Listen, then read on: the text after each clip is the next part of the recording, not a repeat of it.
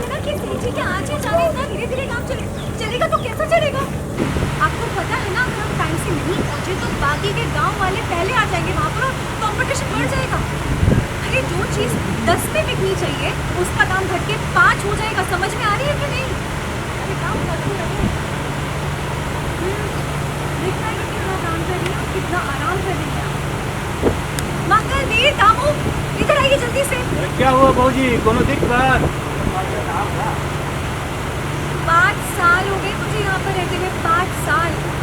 वो नई नवेली नूतन नहीं हूँ मैं, और आप सबकी रग रग से वाकिफ हूँ। और ये जो नूतन भौजी, नूतन नाम पे ध्यान मत दीजिए, काम पे ध्यान दीजिए। और जल्दी जल्दी हाथ चलाइएगा, ये क्या कर रहे हैं आप? मंगल भैया आपसे जल्दी बात है। तुम तो ऐसे चलाती है जैसे सच में रानी हो। आवाज दी नहीं कि बस सब पीछे दौड़े दौड़े भागे चलो। गंगा दीदी और कितना समझा आपका जो गुस्सा है, आपकी जलन है, इससे मुझे फर्क ही नहीं पड़ता है। तो क्यों आप इतना खून चलाती है? 5 साल हो गए, 5 साल। अब तो खत्म कर दीजिए, क्योंकि जो आपके गाने कृष्ण है उससे मुझे फर्क नहीं पड़ता। और अब आपकी डांट सुन के सर झुकाने का भी समय चला गया, समय बदल चुका है गंगा दीदी। पता है हमको 5 साल में ऊपर निकल आए हैं। पर निकल आए हैं कि नहीं ये तो नहीं पता, लेकिन आप सब बताइए, इन 5 सालों में बहुत सारे बदलाव लाई हूँ ना मैं इस गाँव में। हाँ भाई, बात तो सही है। हमको पहले पढ़ना लिखना कहाँ आता, अब हम पढ़ने लिखने लगे हैं। अंगूठा की जगह फुर्ती से साइन मारते हैं। और हमको भौजी मतलब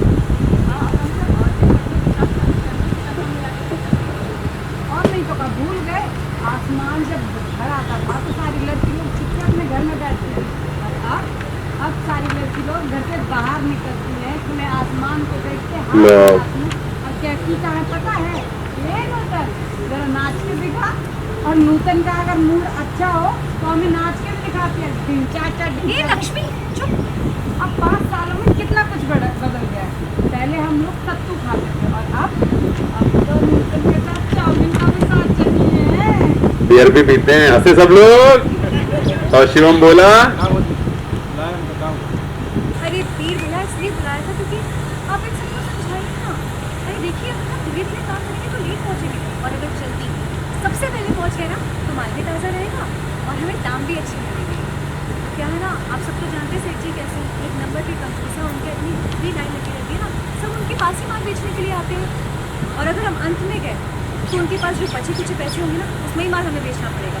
और देखिए, मुझे पता है कि आप लोगों ने कितनी मेहनत की, तो मैं नहीं चाहती कि आपकी मेहनत ज़्यादा जाए, इसलिए जल्दी जल्दी से कर लेते हैं, है ना?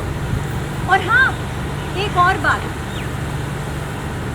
कि सब एक ही दाम में अपना अनाज बेचें, चाहे कुछ भी हो जाए, क्योंकि जब सब एकजुट रहेंगे तभी सबका फायदा होगा। और क्या कहती हूँ मैं? गाँव एक गाँव एक।